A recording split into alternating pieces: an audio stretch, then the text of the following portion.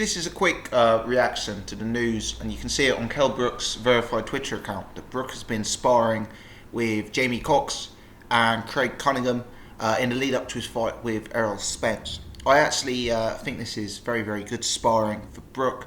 I listened to a video that Ultratech Sports uploaded earlier where he commented something similar, so shout out to him. Well, I think this is really, really good preparation for a fight against Errol Spence.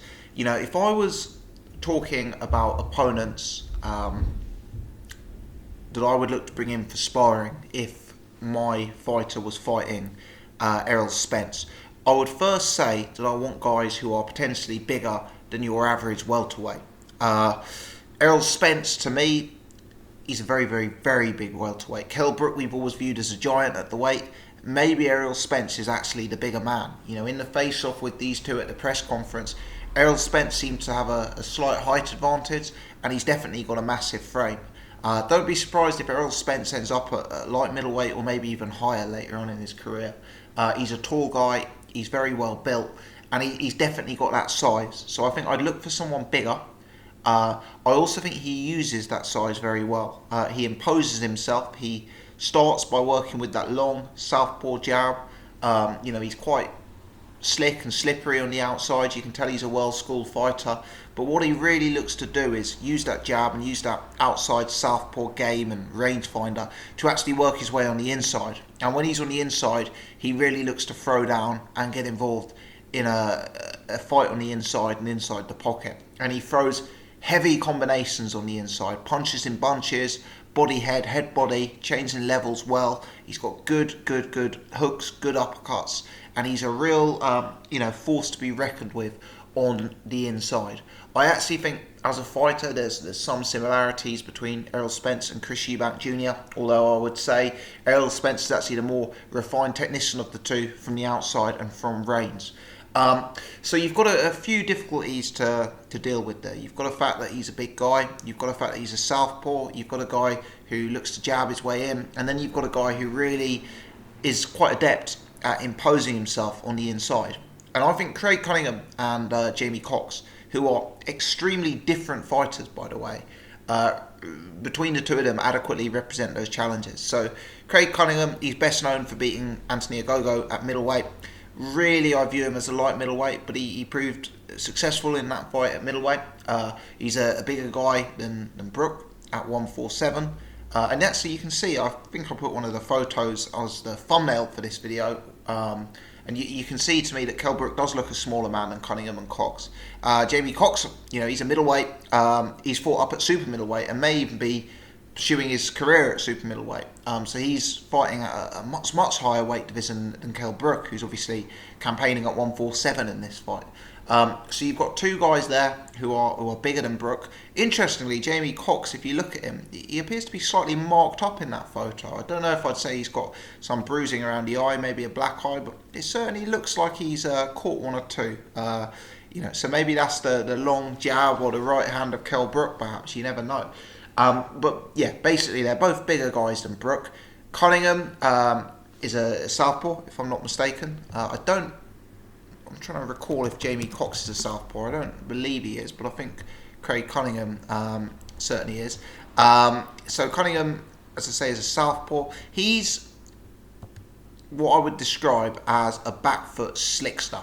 You know, if you think back to that fight against Anthony Ogogo, he essentially made himself a very awkward moving target. He was on the back foot, he was very defensively minded, he was very slippery, good footwork, lots of head movement, lots of upper body movement, made himself a very elusive target whilst peppering from range with the southpaw jab. Kell Brook is certainly going to have that to come up against in this fight against Errol Spence. So I think Craig Cunningham is a good opponent, certainly from a sparring perspective, because he at least gives some more experience of that southpaw style, and he's a bigger guy. Obviously, Craig Cunningham is a less dangerous fighter than Errol Spence. I don't believe Craig Cunningham necessarily has the skill on the inside as Errol Spence. He certainly doesn't have the power or the athleticism of Errol Spence. He's not as dynamic and destructive when he's able to get inside. But a guy who may be just as destructive as Errol Spence is Jamie Cox. Because if you factor in that Jamie Cox is that destructive at 168 pounds, potentially he could be every bit as deadly as Errol Spence at 147 pounds. Now, Jamie Cox, interestingly, his weaknesses mirror the strengths of Craig Cunningham, and vice versa to an extent. So I talked about Craig Cunningham being quite slick, quite slippery, good mover, good jabber, lots of head movement, lots of upper body movement. Really, Craig Cunningham, I would say, is the technician out of him and Jamie Cox. Conversely, Jamie Cox is the guy who is just a hard man. He's a big guy, he carries power, and he turns up for a brawl. He looks to impose himself inside the pocket, take the fight to the inside. He looks to put punches in bunches, and he uses his size and his strength and his attitude and aggression to really grind down on opponents and attack them pretty relentlessly. So I think between the two guys, you've kind of got both boxes covered, really. I guess they're both sizable guys. Cunningham's going to give some prep for that sort of southpaw moving jabber that Errol Spence could present in the early rounds. And Jamie Cox is going to give Kell Brook some experience of what it's like to have a big guy really try and grind you down on the inside and impose himself. Of course, the difficult dynamic with Errol Spence is that he brings both of those capabilities to the table at the same time. So against a guy like Craig Cunningham, Brook may look to close down the distance, which he possibly won't want to do against Errol Spence. Against a guy like Jamie Cox, Kell Brook may want to use his feet and try and jab and keep reins, whereas obviously Errol Spence is possibly more adept at Jamie Cox at exchanging jabs and being elusive from the outside. So I think Errol Spence as a combined unit, if you like, is a more well-rounded operator than either Jamie Cox or Craig Cunningham.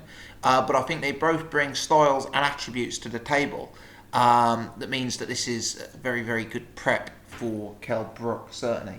And I think specifically what I hope he's working on, I hope there's been some rounds where Jamie Cox has really laid it on him. I hope there's been some rounds where Brook's been on his back foot, he's had a big man rushing up on him, looking to pressure him on the inside.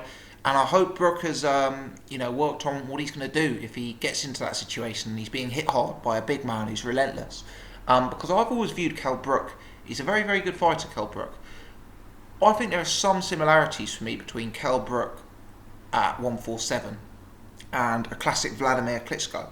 For me, Brook is an upright fighter who likes to fight from range. His jab is one of his best attributes, and his power punch, for me, he establishes that left jab and then he goes with the straight right hand cross. Very similar to Klitschko from that perspective.